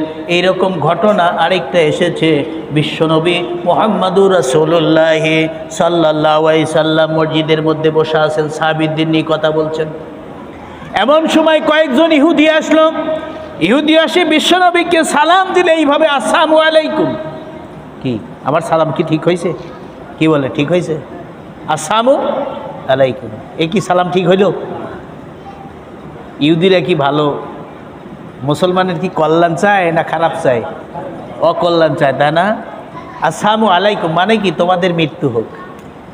আসসালামু আলাইকুম, তোমাদের মৃত্যু হোক। পাশে হুজরাখানায় হযরত আয়েশা কিন্তু বসা, তিনি শুনতেছেন ব্যাপারটা কি। ওরা আসসালামু আলাইকুম বলল, নবী কিছুই বলল না। নবী শুধু বলল ওয়ালাইকুম, তাছাড়া কিছুই বলল না।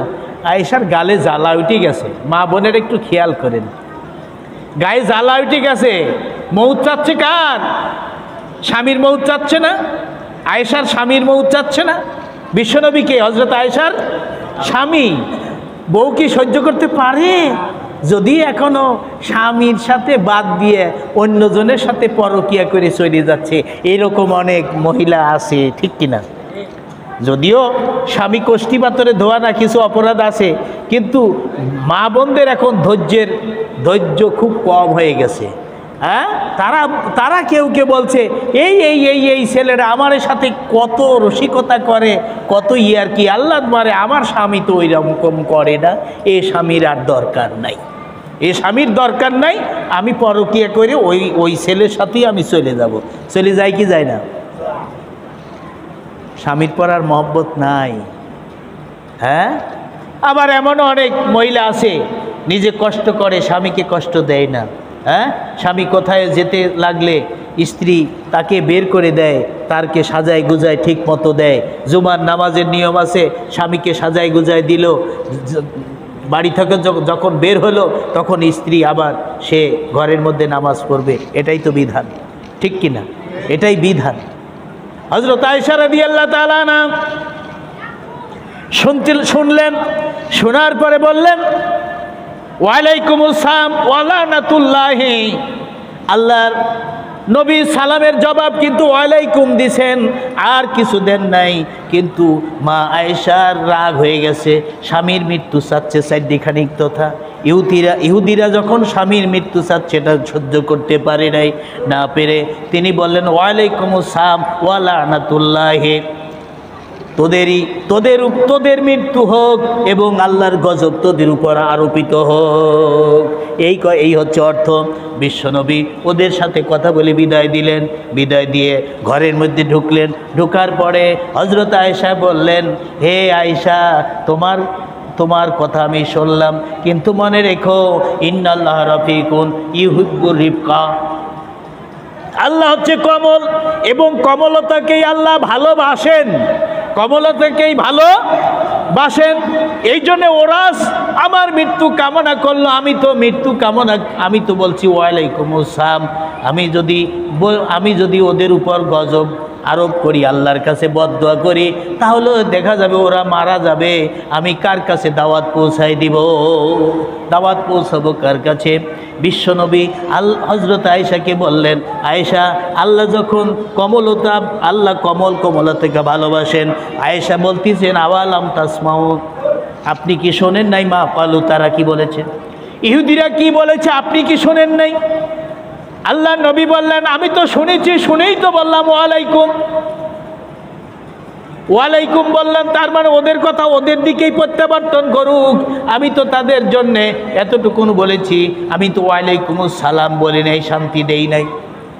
হযরত আয়েশা তখন চুপ মেরে গেলেন, বললেন, তাই তো ঠিকই। ভাইয়ের আমার, বন্ধুরা আমার, এই যে আল্লাহ রব্বুল আলামিন আল্লাহ নবীকে এই জন্যে বলেছেন যে ওয়ামা আরসালনাকা ইল্লা রাহমাতাল লিল আলামিন, হে নবী, তোমাকে কুল কায়নাতের জন্য আমি কি রহমত স্বরূপ পাঠিয়েছি। ভাইয়ের আমার, বন্ধুরা আমার, এমনি ভাবে আল্লাহর নবীর কাছ থেকে একজন কিছু ধার নিল, কিছু টাকা পয়সা ধার নিল। ধার নেওয়ার পরে লোকটি বলতেছে, আল্লাহর নবী কিন্তু থাকলে অবশ্যই মানুষের পরোপকার করতে হয়, কথা ঠিক কিনা? আপনার দানের চাইতে কিন্তু কর্জ দেওয়া সওয়াব বেশি, জানেন? দানের চেয়ে কর্জ দেওয়া, হাওলাত দেওয়া সওয়াব বেশি, যদি সেই মানুষটি কর্জ পরিশোধ করে। কি বলেন? আছে না কিছু মানুষ, শেষরা মানুষ, যে কর্জ নিয়ে আর দেয় না একবার দুইবার, আর মানুষ সাথে আর কর্জ দেয় না। যারা কর্জ নেয় এবং সঠিক ডিউ টাইমে, মানে সঠিক টাইমে যারা দেয়, তাদেরকে মানুষ কর্জ দেয়। বিশ্বনবী এমনিভাবে কি একজন মানুষকে কর্জ দিলেন এবং ওই লোকটি ওয়াদা করল, আমি অমুক দিনে অমুক জায়গায় আপনার এই কর্জ পরিশোধ করব। হাদিসের কথা বলছি। বিশ্বনবী সেই ডেট এবং সময় অনুপাতে সে জায়গায় গেছেন, গিয়ে দাঁড়ায় আছেন। ওই লোকটি এই টাইমে এই সময় আসবে, ওই লোকটির প্রতীক্ষায় আল্লাহর নবী দাঁড়িয়ে আছেন। একদিন গেল, 2 দিন গেল, 3 দিনের দিন ওই লোকটা ওই কর্জের সেই টাকা অর্থ নিয়ে চলে আসলো। আসার পরে আল্লাহ নবীর কাছে বলতেছি, ইয়া রাসূলুল্লাহ, হাবিব আল্লাহ, আমার ভুল হয়ে গেছে, আমার স্মরণ ছিল না এই টাইমে যে আপনাকে এই অমুক দিনেই যে টাকা দিতে হবে, পরিশোধ করতে হবে, আমার কিন্তু স্মরণ ছিল না, আমার ভুল হয়ে গেছে। আল্লাহ নবী কত দয়াশীল, কত তিনি মেহেরবান, যে তিনি তাকে বকা দিলেন না, রাগ করলেন না, চর থাপ্পড়ও মারলেন না। ইচ্ছে করলে থাপ্পড়ও মারতে পারতেন, বেটা তুই 3 দিন আমাকে দাঁড় করা রাখছি এখানে। বিশ্বনবী গেলেন না, যেহেতু ওই ব্যক্তির আসার কথা, সেই জায়গায় দেখি আমি অপেক্ষাই করি কি করে। 3 দিনের দিন যখন আসলো, আসার পরে আল্লাহর নবী বেশি কথা বললেন না, বললেন, তুমি আমাকে বড্ড কষ্ট দিলে। 3 দিন দাঁড়ায় আছে, কয়দিন? 3 দিন এক জায়গায় অবস্থান করতেছে, চারদিখানিক কথা। বিশ্বনবী রাগ করলেন না, রাগ না করে বললেন, তুমি আমাকে বড্ড কষ্ট দিলে। মারলেন না, রাগও করলেন না, বকা দিলেন না, শুধু এইটুকুনি বললেন। তাহলে বিশ্বনবী কত দয়াশীল ছিলেন, কত দয়াশীল।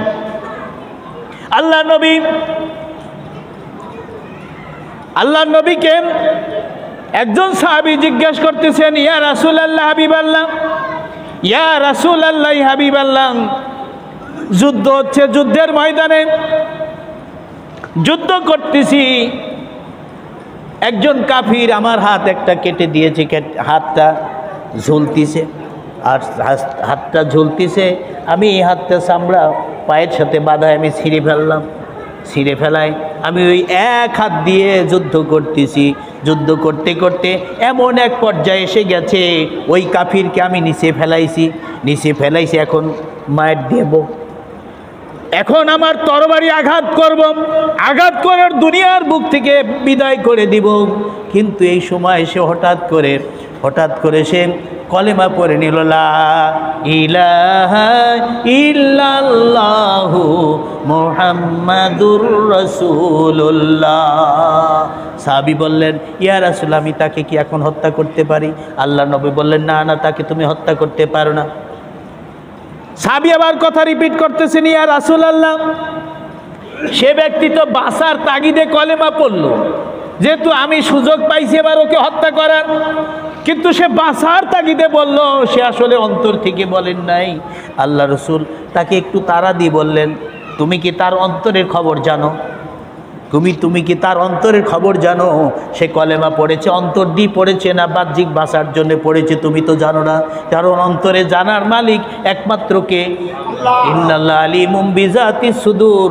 আল্লাহ বলেন, আমার বান্দার অন্তরে যা কল্পনা জল্পনা হয় কেউ জানে না, একমাত্র আমি আল্লাহ জানি।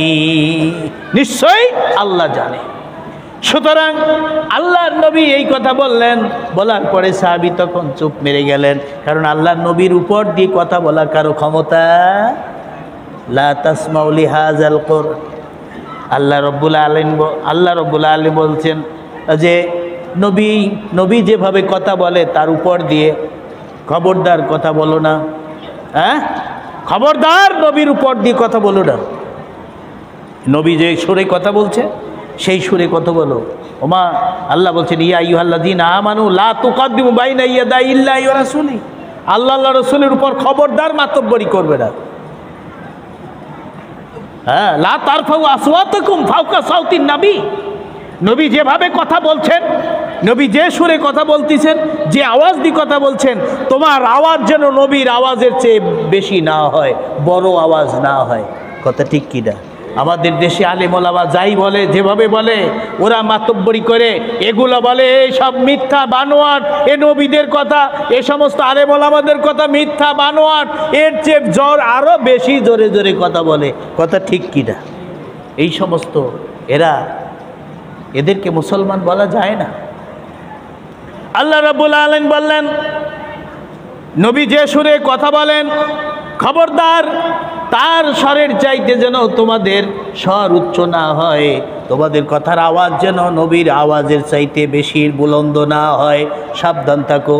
যদি হয় আনতাহাবাতা আমালুকুম, তোমাদের আমল সব বরবাদ হয়ে যাবে। নবীর উপর যদি আমরা মাতব্বরি করি, নবীর হাদিসের উপর যদি মাতব্বরি করি, নবীর আনিত কোরআনের উপর যদি মাতব্বরি করি, তাহলে আমাদের আমল সব আল্লাহ বরবাদ করে পুরায় ভস্মীভূত করে দিবেন। কিয়ামতের ময়দানে ওয়া মিনান নাসি মান ইয়াকুলু আমান্না বিল্লাহ ওয়া বিল ইয়াউমিল আখির ওয়া মা হুম বিমুমিনিন। সেদিন আল্লাহর কাছে আমরা বলতে থাকবো, জনগণের মধ্যে আমরা বলবো, আল্লাহ ওয়া মিনান নাসি মান ইয়াকুলু আমান্না বিল্লাহ, আমরা আল্লাহর প্রতি তো ঈমান এনেছিলাম, আমরা আল্লাহর প্রতি ঈমান এনেছিলাম, কিন্তু আল্লাহ দেখবেন তোরা আসলে মুমিন ছিলি না, কারণ তোরা যদি মুমিন থাকবি তাহলে তোদের আমল গেল কোথায়? ইকরা কিতাবাকা কাফা বিনাফসিকাল ইয়াওমা আলাইকা হাসিবা। আল্লাহ রাব্বুল আলামিন বলছেন যে তোর রেকর্ড তুই এবার পড়, তোর রেকর্ড পড়া তোর হিসাবের জন্য তুই যথেষ্ট। আমি কি আমল করি না করি আমি জানি না? কি আমার অন্তরে নাই? আমার হার্ড ডিস্কের মধ্যে নাই? মেমোরিতে নাই? কোথায় কার অন্যায়ভাবে মাথায় বাড়ি দিছি এটা আমার এই হার্ড ডিস্কের মধ্যে আছে কি না? আমার ব্রেনে আছে না? হ্যাঁ, কাকে আমি হত্যা করেছি, কার গরু চুরি করেছি, কার ছাগল চুরি করেছি, কার ভুঁইয়ের ক্ষেত আমি চুরি করেছি, এটা কি আমার মনে নাই? কার হাজার হাজার টাকা আমি লুণ্ঠন করেছি, চুরি করেছি, ডাকাতি করেছি, এটা কি আমার মনের মধ্যে নাই? কি থাকবে কি থাকবে না? আল্লাহ সেদিন বলবে যে দেখ তোর রেকর্ড তুই পড়, কি অবস্থা, সব ধরা খাবে। বলবে আমি এত অন্যায় করেছি আল্লাহ, আমি এত অন্যায় করেছি। আল্লাহ বলছে অন্যায় না করলে কি আমি বানাই দিছি? ওটা আমি কি বানাই দিছি তোর রেকর্ডটা? সব হার্ড ডিস্কের মধ্যে রয়ে গেছে। ভাইরা আমার, বন্ধুরা আমার, এই জন্যে আল্লাহ রব্বুল আলামিনের দরবারে আমাদের প্রত্যেকটা আমল হিসাব দিতেই হবে। আর হিসাব দেওয়ার আগেই বাঁচতে হবে দুনিয়াতে। আর যার বাঁচতে হবে একমাত্র রসুলের আদর্শ অনুযায়ী জীবন গঠন করার কারণে বাঁচতে হবে, রসুলের জীবন গঠন করতে হবে। আল্লাহ পরিষ্কার করে বলছেন, লাকাদ কানা লাকুম ফি রাসূলিল্লাহি উসওয়াতুন হাসানা লিমান কানা ইয়ারজুল্লাহ ওয়াল ইয়াউমিল আখির। রব্বুল আলামিন বলেন, হে বান্দারা, আর রসুলের জীবনীতেই রয়েছে তোমাদের উত্তম আদর্শ। যারা পরকালে প্রত্যাশী, যারা মনে করো যে আমাদের পরকালে যাওয়াই লাগবে, আল্লাহর দরবারে সাক্ষাৎ দিতেই হবে, এই প্রত্যাশী যারা, তাদেরকে অবশ্যই তাদের উত্তম আদর্শ রয়েছে রসুলের জীবনীতে। কথা ঠিক না বেঠিক? ভাইরা আমার, আপনি লেলিনবাদ করেন, মাওসিতুম করেন, ধর্ম নিরপেক্ষতাবাদ করেন, যত করেন, এবং বাংলাদেশে যত দল আছে, ইসলামী দল ছাড়া কোরআন সুন্নাহ যারা, কোরআনের আইন যারা চালু করতে চায়, এই দল বাদে যত দল আছে, কেউ কি বলে যে আমরা কোরআনের আইন কায়েম করব? আছে কেউ বলে? কথা কন না যে, কেউ কি বলে? আপনি যত দল আছে, আমি নাম ধরে আর বলতে চাচ্ছি না, যত দল আছে কেউ বলেন আমরা কোরআনের রাজ কায়েম করব। ভাইরা আমার, লেলিনের দল করে লাভ নাই, মাসুতুমের দল করে লাভ নাই, কোরআনের বিরুদ্ধে দল করে লাভ নাই। যারা ধর্ম নিরপেক্ষতাবাদ বলতে ধর্মহীনতা দল করে কোনো লাভ নাই, তাদের আদর্শ পালন করে লাভ নাই, তাদের পাশাটা গোলাম হয়ে লাভ নাই, কোনো লাভ নাই। লাভ একমাত্র আছে কার? জীবনী আমল করে রসুলের আদর্শের মধ্যেই কেবলমাত্র আমাদের কল্যাণ আছে। কথা ঠিক না বেঠিক? আমরা পৃথিবীতে এমন কোনো মুসলমান নাই যে মুসলমান পরকালকে বিশ্বাস করে। এরকম আছে কোনো মুসলমান? আছে? কোনো মুসলমান নাই পরকালকে বিশ্বাস করে না, এইরকম মুসলমান মুমিন কেউ নাই। আল্লাহ বলছেন, লাকাদ কানা লাকুম ফি রাসূলিল্লাহ, নিশ্চয়ই আল্লাহ রসুলের জীবনীতে রয়েছে তোমাদের জীবনের আদর্শ, তোমাদের জন্য পূর্ণাঙ্গ আদর্শ। তার যদি যারা ওই পরকালে আল্লাহর কাছে যাওয়ার প্রত্যাশী যারা থাকে, প্রত্যাশা যারা করেন, কারণ এমন কোনো মুসলমান নাই যে পরকালে আমাদের হাজির হতে হবে না। কি হাজির হওয়া লাগবে কি লাগবে না? হাজির হওয়া লাগবে না পরকালে? কবর থেকে উঠানো হবে না? হবে না? পরকাল থেকে কবর থেকে উঠানো হবে। মাম্বাসানা মিম্বার কাদিনা হাজামা ওয়াদার রহমানু ওয়া সাদাকাল মুরসালুন। আল্লাহ রব্বুল আলামিন বলছেন যে যারা কি করবে, মাম্বাসানা মিম্বার কাদিনা قالوا يا ويلنا من بعثنا من مرقدنا هذا ما وعد الرحمن وصدق المرسلون। তারা বলবে, কবরবাসীরা বলবে, আল্লাহ আমাদেরকে কে উঠালো কবর থেকে উঠালো?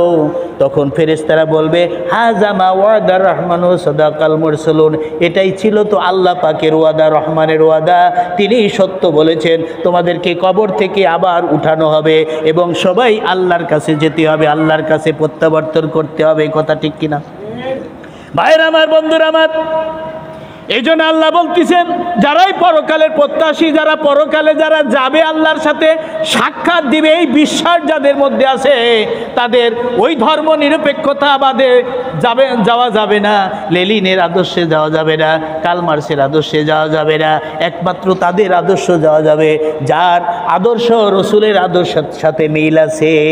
আতিউল্লাহ ওয়া আতিউর রাসূলা ওয়া উলিল আমরি মিনকুম ফাইন তানাজাতুম ফি শাইইন ফারুদ্দু ইলাল্লাহি ওয়া রাসূলিহি ইন কুনতুম তুমিনুনা বিল্লাহি ওয়াল ইয়াউমিল আখির যালিকা খায়রু ওয়া আহসানু তা'বিলা। রব্বুল আলামিন বলেন, হে ঈমানদারেরা, তোমরা আল্লাহ এবং আল্লাহর আনুগত্য করো তার রসুলের, আরও আনুগত্য করো তার যিনি উলিল আমরি মিনকুম, তোমাদের মধ্যে কোরআন সুন্নাহ ভিত্তিক যিনি হুকুম করেন, পরিচালনা করেন যিনি, তিনি তার তোমরা আনুগত্য করো।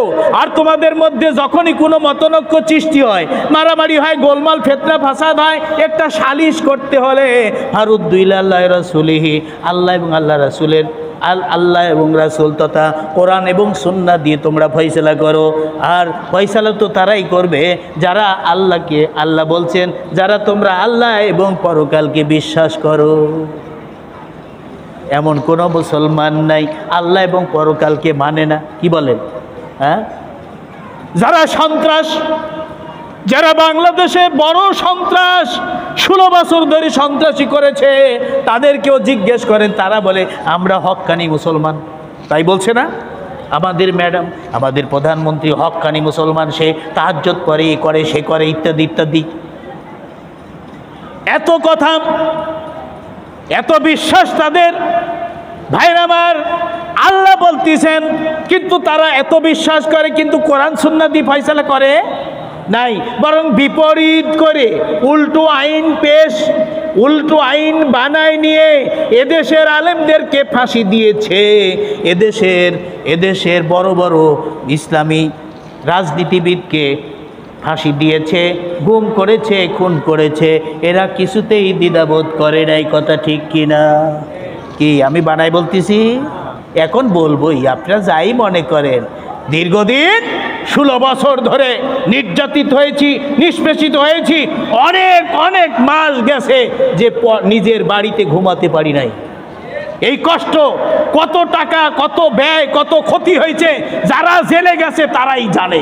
যারা দেশে 2-4 মাস, 2-1 বছর, 2-4 বছর যারা অবস্থান করেছে, তার কত ক্ষতি হয়েছে, সেই ক্ষতি পূরণ ওর বাপ মা কবরের থেকে উঠে আসতে সে পূরণ দিতে পারবে না। পারবে? ভাইরা আমার, এই জন্য কথা বলবই, ঠেকাতে কেউ পারবে? এতকাল মুখ চুপ করে থাকছি, তারপরেও আমি নাটোরে কিন্তু চুপ থাকার লোক না। ডোজ দে বই, ডাইরেক্ট হোক আর ইনডাইরেক্ট হোক। আর এখন ডাইরেক্ট